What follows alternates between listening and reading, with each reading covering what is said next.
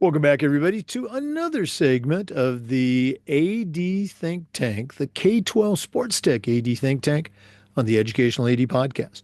We'll be right back with this week's Think Tank guest, but as always, we're going to give a shout out to our sponsors. Now, you've heard me say many times, these are all companies that I used as an AD, all of them, okay? And they're great companies. You should be using them too. So take the next couple of minutes, listen to our shout outs, then listen to our guest, and then go and visit these companies. I'm telling you, you're going to be glad you did. Here we go. We do want to say thanks to K-12 Sports Tech for sponsoring the Think Tank segments. K-12 Sports Tech helps athletic directors and vendors connect through education and hands-on consulting services. Athletic directors are also invited to join the K-12 Sports Tech AD Think Tank and help influence how companies shape their tech to serve schools. To get started, just go to k12sportstech.com. We also want to say thank you to Huddle. As a football coach, I used Huddle for years, but as an AD, I made sure that our school was a Huddle school and our coaches, all of our coaches, our student athletes, our parents, they all love the tools that Huddle provided. Go to huddle.com, join the 8 million users, and turn your school into a Huddle school. We also want to say thank you to Sideline Interactive, indoor score tables and video boards. Go to sidelineinteractive.com and you can schedule a live web demo to see their scoreboards and their score tables in action. Probably one of the best purchases I ever made was our Sideline Interactive indoor score table.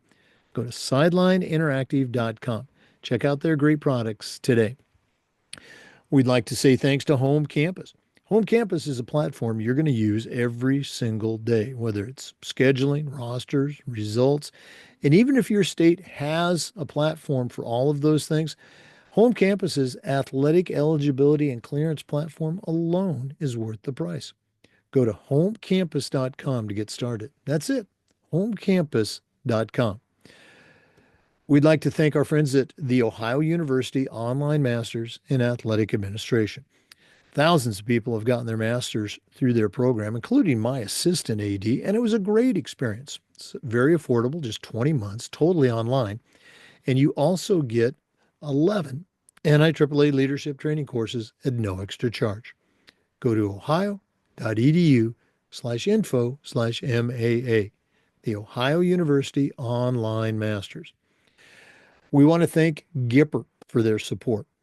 Go to Gipper.com and their team is going to have you creating world-class content in seconds to promote your athletes and your school. Whether it's a small social media post to celebrate a big win or an entire newsletter to share with your constituents everything that your athletic program's doing, the team at Gipper is there to help. It's used and trusted by over 20,000 schools and colleges. It's professional graphic design made simple. That's Gipper.com. We want to thank Snap Raise for their support. Have you ever spent weeks and weeks with a fundraiser and been disappointed in the results? Well, those days are gone. Go to snapraise.com. It's hands down the best online fundraiser out there. We used it at our school because it works. Go to snapraise.com. You can check out their other great platforms. But if you're looking for a fundraiser, you just found it. It's Snap Raise. We want to thank Athletic Surveys by LifeTrack. You know, athletic directors already get feedback, but a lot of times it's from a very small group that only wants to complain. Athletic Surveys is going to connect you to that group so you can hear their concerns and address them. But they're also going to connect you to the 98% that supports your program. And having that type of data is incredibly valuable, especially when you're visiting with a frustrated parent, maybe your principal, or even your school board. Go to athleticsurveys.com. They're going to create a custom survey that lets you take the pulse of everybody in your program. athleticsurveys.com. We also want to thank Vital Signs Wall of Fame. If you're looking for a really cool way to display your school record boards for all the teams, for all the events, or show off your school's Hall of Fame, go to Vital Signs Wall of Fame and take a look at their interactive touch screen video consoles. Go to vitalsignswalloffame.com. Make sure you mention the podcast, vitalsignswalloffame.com. And we want to thank Hometown Ticketing. Hometown is the leading digital ticketing provider to schools and colleges. I don't think I need to say anything more, but I will. Go to hometownticketing.com where there's more support, more security, or more customization. The Hometown team is here to help you make the best online ticketing solution. That's hometownticketing.com. Welcome back, everybody, to another segment of the K-12 Sports Tech AD Think Tank on the Educational AD Podcast.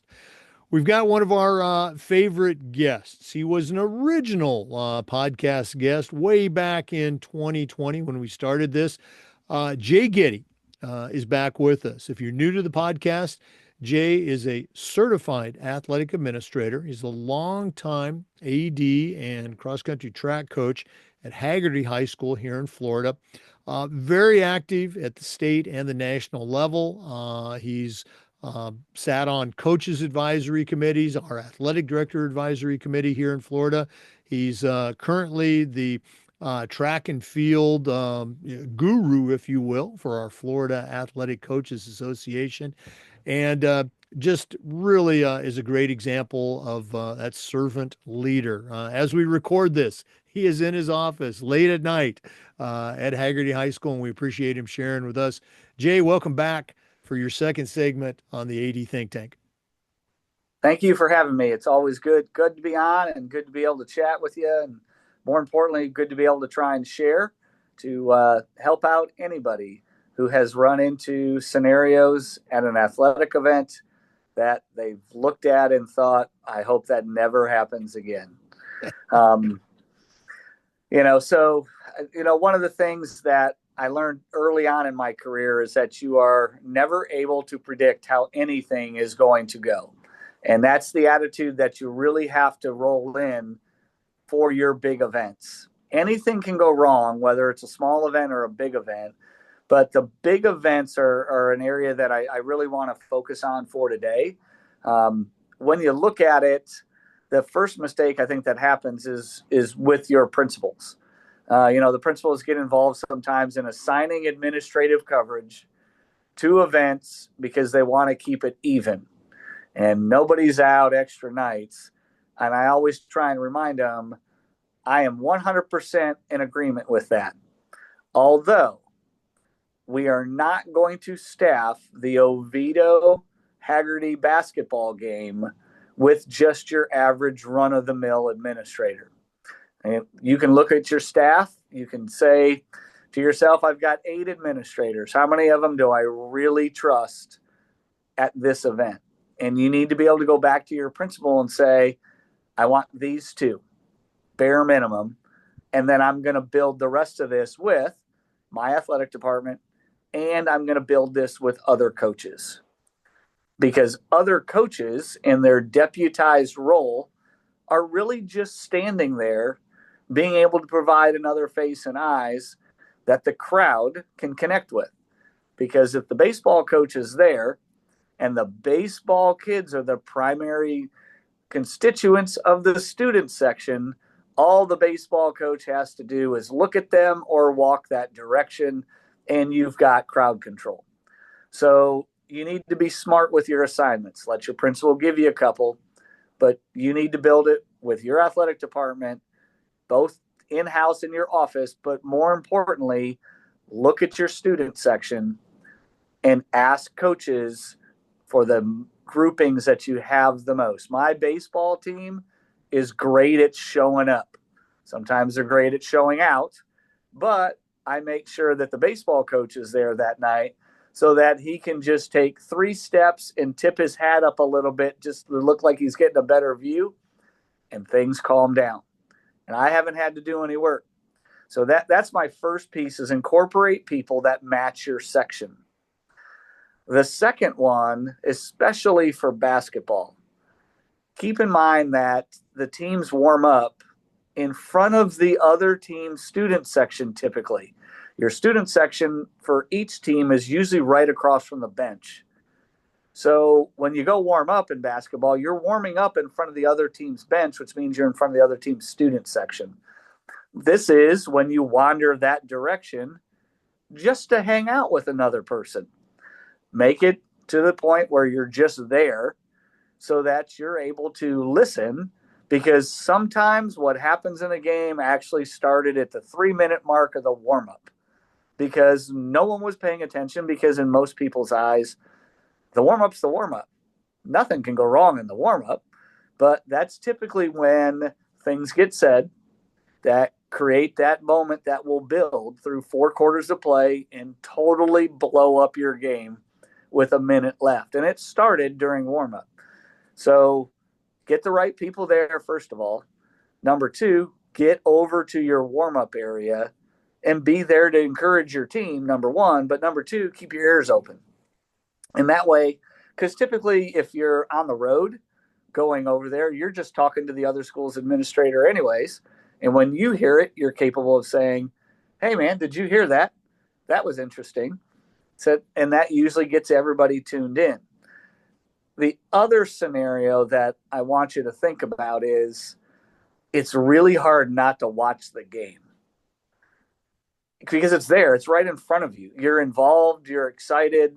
You know, your team's either, and let's be honest, let's just be truthful with the entire setup for a high profile basketball game or athletic event. As the administrator on duty, we are all just really cheering for it to be a running clock. We don't care who wins. We just want it to go smoothly and finish fast. That's there. You know, sometimes when they ask, Coach Getty, what do you think about tonight? Just want to have a smooth event. We're all on the same page. You know, sometimes you get to the point where you're down by 28 and you're thinking 7 more points. We have a running clock and the student section's going to leave. So while you're in that mode and you're assigned to the student section, I have to constantly remind my team, because you're in all 4 corners, I want you to watch the game because I want you to look across the court, because you're listening to your side, but watching the other side, because you're going to pick up on behaviors in the stands that you're going to be able to send a text over, make eye contact, because we're not going to hear a radio. It's too loud. So you're going to be able to point to your phone to say, hey, I need you to look at something. You're going to say, hey, you know, row 3, green shirt. Seems like something's going on. My back's to that. I am watching the kids next to you doing the same thing, so that your ears on the group next to you, but your eyes across the court looking at another set of stands. And this way you're able to actually watch the game effectively, because that's really what happens. That people settle into the game and then nobody pays attention until it gets really, really quiet for some reason. And some kid yells something that was plain as day and clear. And you're like, oh, I have to go work now. And then you're being reactive instead of proactive. I like to wander around and talk to the kids before the game. They typically now have gotten to the point where they can recite my rules of spectating. That's no player names, no numbers, right, no obscenities. And we tell them, listen, the officials, like I typically, and you know, when you're around for 34 years, you know most of them. And I always, doesn't matter if I know them or not, I'm like, listen, I went to school with that guy. And you got to make sure you pick out the guy that matches your age, because if you point at the 90-year-old, they're going to know you're lying. But I will tell them, listen, that's a friend of mine. I went to school with him. We were at UCF together. We do things in the outside world. I need you to act like adults, act like normal human beings. And that way I try to make a connection with them so that they know I know who's on the court, so that they're letting me down if they're yelling at one of my friends. So I've tried a lot of different ways to get them to understand this is what you can do. Got to give them the rules so that they know what in their minds they can get away with at the game, because that's all they want to do is figure out where the line is. And then I always make sure that at halftime, you know, you're going to greet the officials when they get there. I always stock the fridge. I am the only administrator that does that. Typically, it's a race to go get somebody water because somebody forgot. So I will typically get in there and I'll move a case of water, put it in the fridge in the coach's office. So I know I'm good for probably 5 or 6 games. But when they get in there, I've already told them that, hey, the waters are in the fridge. I sit and talk to them for a few minutes. We just talk, just life in general, kind of give them some rules. These are where your administrators are. This is what we've got going on. And then I go in at halftime. Doing a great job, guys. Is there something that I missed from the stands that you need me to work on? And they are so amazed that we were thoughtful enough to ask them for input. And in the last basketball game that I worked, and it wasn't a high profile game, I still asked those questions. They said, hey, there's a guy middle section about 2 rows up. And I just looked at him, I go, blue jacket? They went like, yes. I go, I've already got my eyes on him. I said, what happened? He is getting close. I said, no problem. So I went out. I knew the guy next to him. So I just sat with him for the first 5 minutes of the third quarter. We were just talking about nothing, but I did it on purpose. I was able to sit there, and the guy didn't do anything wrong while I was there. And while I moved away, I noticed that his posture in his seat changed a little bit. And so I just kind of kept an eye on him. And he did decide that he wanted to become a part of the game. So I just went over and just calmly told him, said, hey, can you do me a favor? The kids are here to play. The officials are here to call the game. I can guarantee you, because I know those guys, you're not changing a call with this behavior.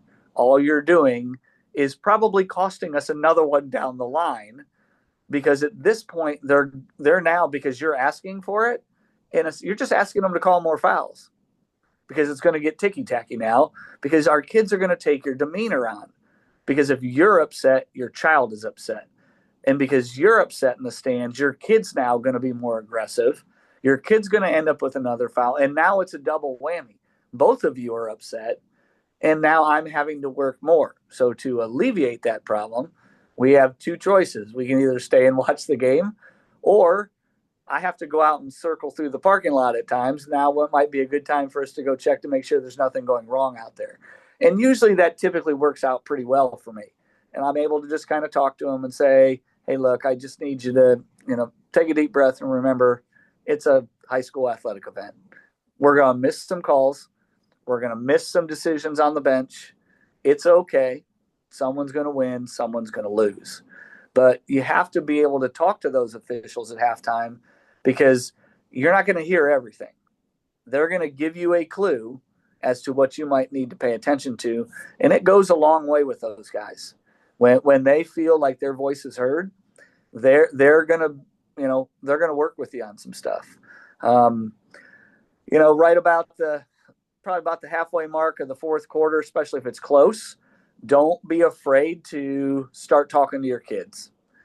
One of the biggest pieces you worry about as an athletic administrator is who's going to get hurt tonight. And we need to make sure somebody's not getting hurt because someone that had no piece of the outcome decided they wanted to be on the court. And that, so we'll talk to them and say, listen, 2 minutes left in the game. Guys, I just want to remember something. Remember, those guys are really important to you. That's why you showed up to the game tonight. I need them to play tomorrow night. So when it's over with, I'm going to be right here. If you're going to come off the stands, you got to stay on the black. Don't step on the court, because that's when people get hurt. And it's never the spectator. They always end up on top of one of the basketball players in this arena. And next thing you know, the kid's on the ground. He's getting stomped. He's hurt his knee. He's no good to us. And the kid got hurt by someone that didn't have anything to do with the game.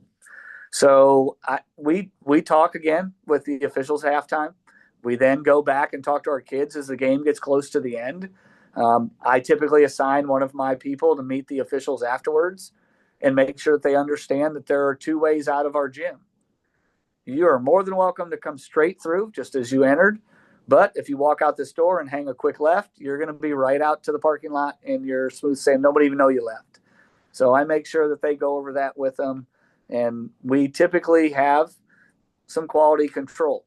That's not to say things can't happen, even if you are 4 people in 4 corners and you handled your pregame, You met with the officials before the game, at halftime, had someone assigned to them at the end of the game, and you remembered that you were listening to the side you were on, but watching the other side for things that you can relay to somebody.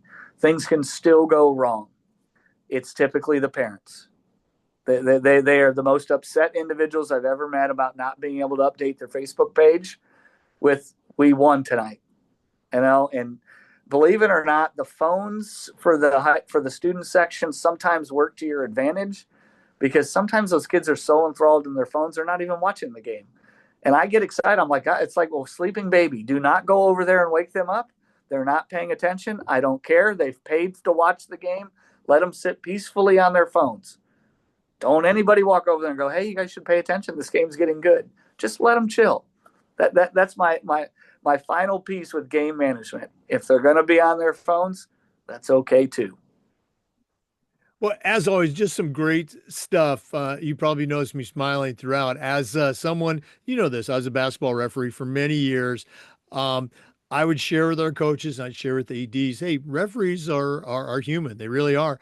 And most of the time when they walk in the gym, it's going to be a 50-50 situation. But by doing the things that you talk about, because referees are human, you can take those 50-50 calls and turn them into 51-49 in your favor. And that's not why you do it, but referees are human. And again, as an AD, I tried to do everything that you talked about. Make sure the referees were greeted. Here's the room. Make sure there's drinks. We would even put snacks in there. We were trying to go to 52-48%.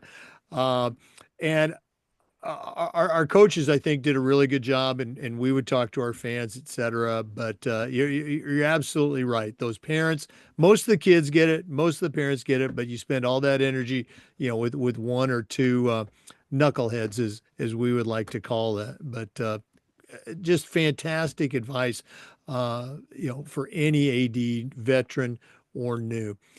Jay, as always, if somebody wanted to reach out, pick your brain a little bit more, and listeners, you have a tremendous resource here. What's the best way that our listeners can get in touch with Jay Getty? Best way is always email.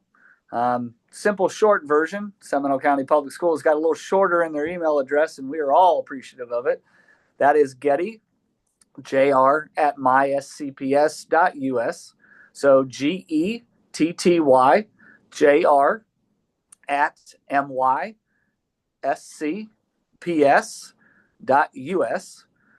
Or you can also send me a quick text message or give me a call, 407-782-4015. If you're going to leave a message or send a text, opening that message up with a name that I can, be connected to as not a parent that really wants to schedule their meeting with the coach, the administrator, the superintendent, and everybody else at 7 a.m. in the morning, was super helpful.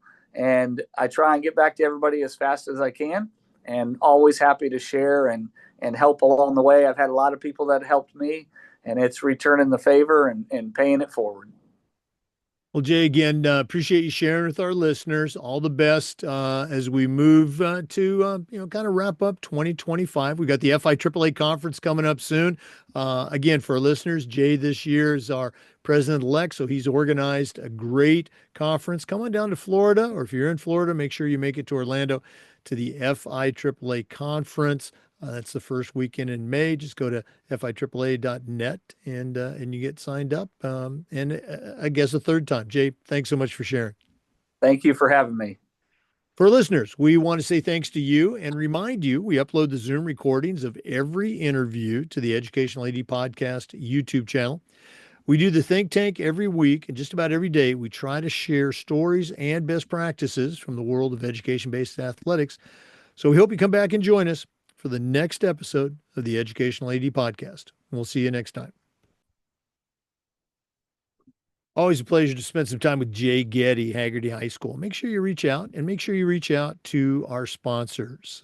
K-12 Sports Tech sponsors the AD Think Tank.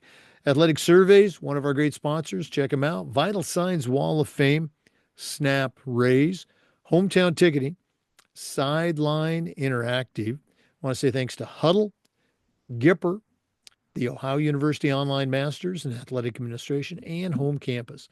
Thanks again for listening. We'll see you next time on the Educational AD Podcast.